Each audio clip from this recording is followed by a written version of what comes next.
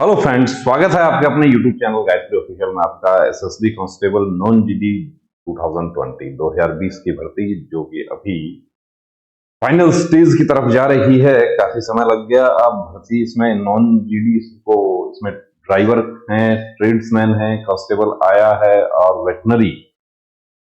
तो यहाँ पर देखिए मेडिकल जो पॉइंट है, मेडिकल के पॉइंट्स को हम तीन पार्ट में हम डिवाइड कर सकते हैं। वो तीन पार्ट कौन कौन से हैं आपके? ए कैटेगरी का, बी और सी।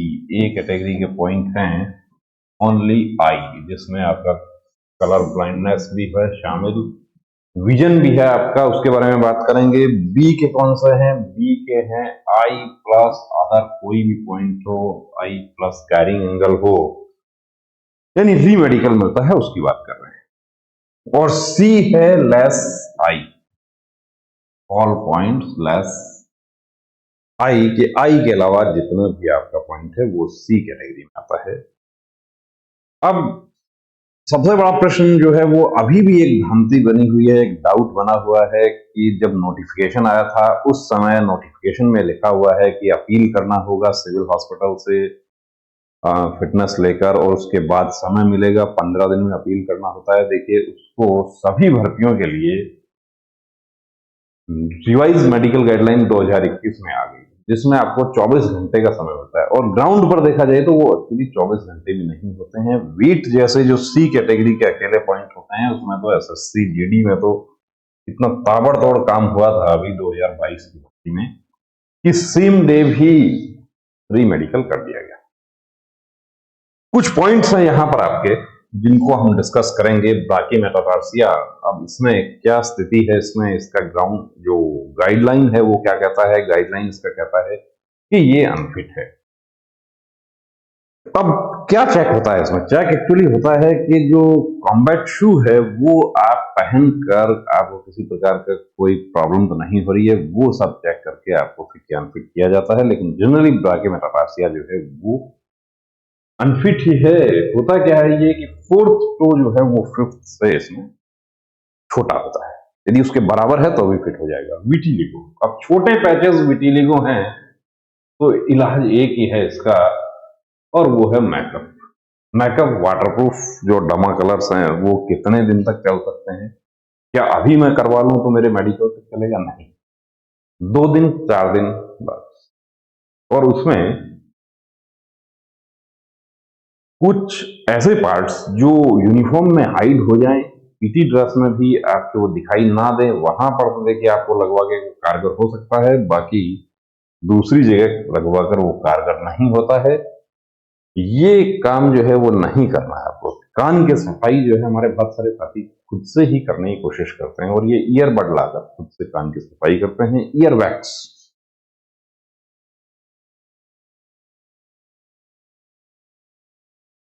Ear wax TM not seen, ये एक पॉइंट मिलता है।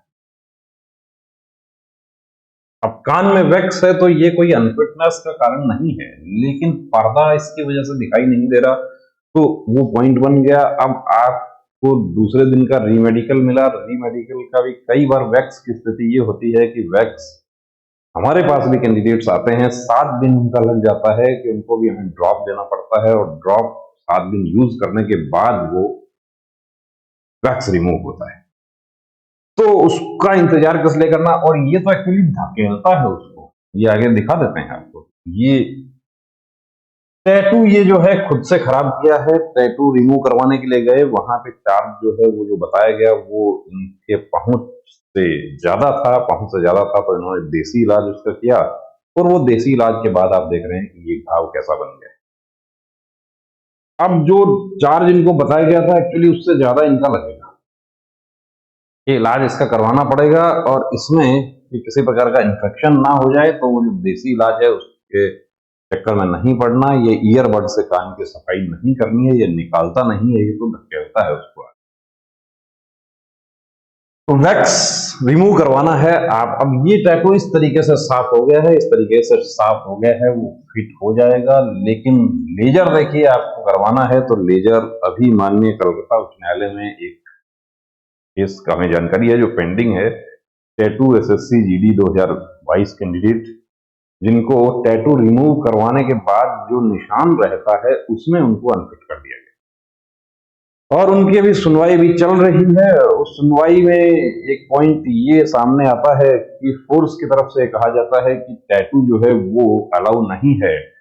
तो जो पिटिशनर के जो काउंसलर हैं वो ये दलील देते हैं वहां पर कि ये तो क्लियर है गाइडलाइन में कि टैटू अलाउ नहीं है, लेकिन टैटू हटाने के बाद का जो निशान है उसके बारे में मेडिकल गाइडलाइन में कुछ नहीं कहा गया है और बिल्कुल नहीं कहा गया। तो देखिए देखते हैं कि उसका आउटकम क्या रहता है। जैसा भी रहेगा अपडेट करेंगे। और ये देखिए अभी क्या है कि इन्होंने लेजर करवाया है और ये धीरे धीरे क्या होगा कि एकदम से क्लियर हो जाएगा और ऐसा हो जाएगा बिल्कुल जैसा कभी था ही नहीं, लेकिन थोड़ा समय लगता है उसमें। तो टैटू समय रहते रिमूव करवा लें। ये क्या विटिलिगो है कि विटिलिगो है, तो एक ही इलाज है इसका, वो आपको पीछे बता चुके हैं हम। कैरिंग एंगल आप देख रहे हैं कितना फिट है, तो बहुत सारे वीडियोस में हम बता चुके हैं। मेल कैंडिडेट का 10 से 15, फीमेल का जो है वो 15 से 20, अब 20 से ऊपर जो है वो दोनों का अनफिट है, 10 से नीचे मेल का अनफिट है, 15 से नीचे फीमेल का भी अनफिट है। लेकिन प्रैक्टिकली क्या होता है कि 10 से 20 के बीच में फीमेल को फिट कर दिया जाता है और मेल को भी 19 तक फिट कर दिया जाता है। लेकिन वो डिपेंड करता है मेडिकल अफसर पर कि उनका रुख कैसा है उस समय। पावर उनके पास है, राजा वो है वहां। वेन आप देख रहे हैं, वेरिकोज वेन, लेजर ट्रीटमेंट इसका है। अब ये देखिए, ये तो जिसको कहते हैं कि सस्ते के चक्कर में महंगे से भी ज्यादा पैसा लग गया, वो स्थिति। क्यों जो टैटू रिमूव करवाया वो टैटू बाद में जाना वहीं पड़ेगा कि वो जो जहां ये गए थे डर्माटोलॉजिस्ट के पास, और वहां पर अब उससे ज्यादा और पैसा खर्च हो जाएगा। क्या ये हेमरटो है? देखिए ये तो हेमरटो इतना तो नहीं लग रहा। कई बार क्या होता है, शू टाइट होता है या आप फुटबॉल वगैरह खेलते हैं उस स्थिति में, या फुटवियर जो है वो आपके नुकीले हैं आगे से, कॉबलर मैट जो फुटवियर जिसको जूतियां बोलते हैं लोकल भाषा में, वो सब यूज करते हैं कुछ लोग, उसकी वजह से ऐसा हो जाता है। हेलॉक्स भी उसकी वजह से हो जाता है, हेलॉक्स वल्गस। ये जो आप निशान देख रहे हैं ये भी देखिए काम वही था, ये भी सैल्यूटिंग हैंड पर है और SSC GD 2022 unfit. Tattoo remove भी करवाया, लेकिन रिमूव करवाया तो वो प्रॉपर रिमूव नहीं करवाया, प्रॉपर डर्मेटोलॉजिस्ट से रिमूव नहीं करवाया और उसकी वजह से ये अनफिट हो गए। री मेडिकल में भी अनफिट हो गए। अब आगे आने वाली भर्ती के लिए क्या करें, तो लेजर ट्रीटमेंट होगा इसका। ये जो डेलिब्रेट सेल्फ कट या हेजिटेशन कट जिसको कहा जाता है, खुद से काटा हुआ है, एक्सेप्ट नहीं करना वहां पे कि मैंने खुद से काटा है, कोशिश करनी है कि एक्सीडेंटल कट है ये। और एक्सीडेंटल कट यदि आप प्रूव कर देते हैं, अब कैसे प्रूव करेंगे ये आपको तय करना है। ये बाकी मेटाटार्सिया ये अनफिट है या फिट हो सकता है, फिट भी हो सकता है, ये एक कट।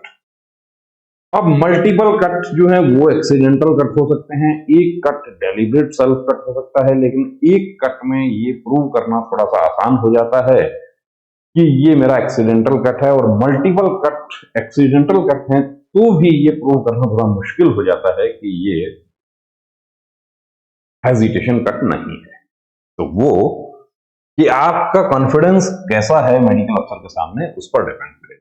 क्या ये मेरा कैरिंग एंगल है? ऐसे बहुत सारी तस्वीरें हमारे पास आती हैं और उनको रिप्लाई भी हम कर देते हैं।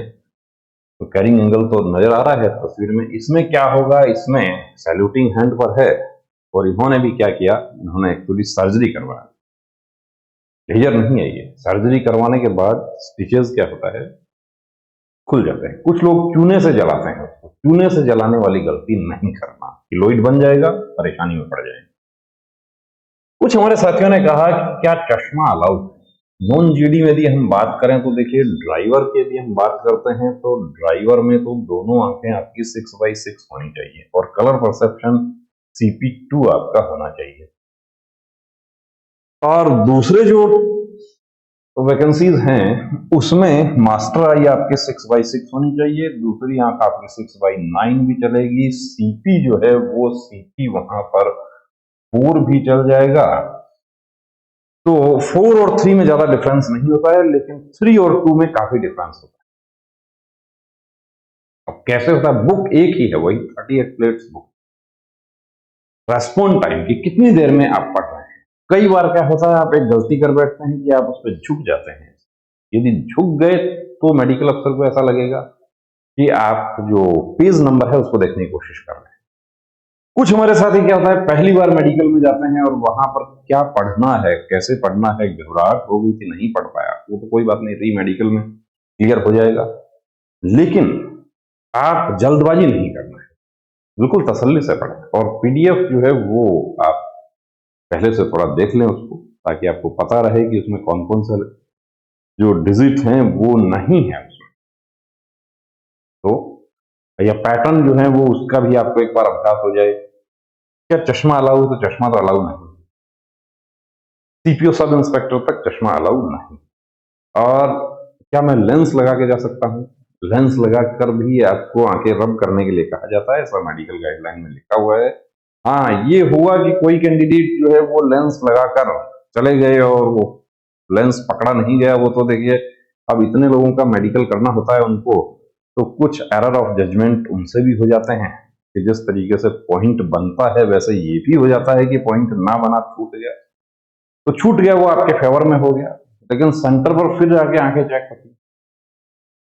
तो चश्मा और लेंस किसी भी तरह का नॉक नहीं। ये एक्सरसाइज से देखिए, कायदे से यदि एक्सरसाइज करते हैं तो 10 से 15 दिन में आप इसको काबू कर सकते हैं। नॉकिंग एक्सरसाइज वीडियो आपको यदि चाहिए तो आपको शेयर कर देंगे। ये WhatsApp number I want to talk you, ये टॉक के लिए देखिए अवेलेबल नहीं है। फिर बता देता हूं, कॉल करेंगे अटेंड ही नहीं होगा। इस पे सिस्टम ही ऐसा बनाया है कि ये अटेंड ही नहीं। और उसके बाद कुछ हमारे कैंडिडेट्स नाराज हो जाते हैं, नंबर क्यों दिया, बार बार कह रहे हैं कि व्हाट्सएप है, सिर्फ व्हाट्सएप। व्हाट्सएप कॉल कर लीजिए। देखिए, कॉल यदि करेंगे तो शायद हम अपना काम नहीं कर पाए, क्योंकि आज भी काफी कैंडिडेट थे आपके एसएसबी नॉन जीडी वाले, इसके अलावा बीएसएफ ट्रेड्समैन, इसके अलावा नई भर्ती एसएससी जीडी आने वाली। तो ये समय मिल जाता है तब आपके लिए वीडियो बना पाते हैं। माँ, अब माँ को यहां से तो हटाना होगा, यहां से हटा के यहां रखिए, क्योंकि ये माँ यहां जो है, यहां की माँ अनफिट करवा देगी। तो इसको समय रहते इसलिए कह रहा हूं कि देखिए कई बार क्या होता है कि छोटे टैटू होते हैं, उसमें लेजर भी उसमें कारगर नहीं रहता, कि वो टारगेट बहुत छोटा हो जाता है। अब टारगेट छोटा हो जाता है, यदि एक डॉट भी बच गया और एक दिन में वो रिमूव नहीं होगा, आप बेहतर जानते हैं इसके बारे में। केएस को क्या करना चाहिए? केएस को ये केएस साफ करवा लेना चाहिए। ये देखिए, पहले ऐसा था, साफ होने के बाद ऐसा हो गया। तो कान की सफाई कितने दिन पहले करवानी चाहिए? कान की सफाई लगभग देखिए 10 दिन पहले तो आपको करवानी चाहिए। हमारे पास आप लोग आते हैं, कान की सफाई उसी में शामिल है।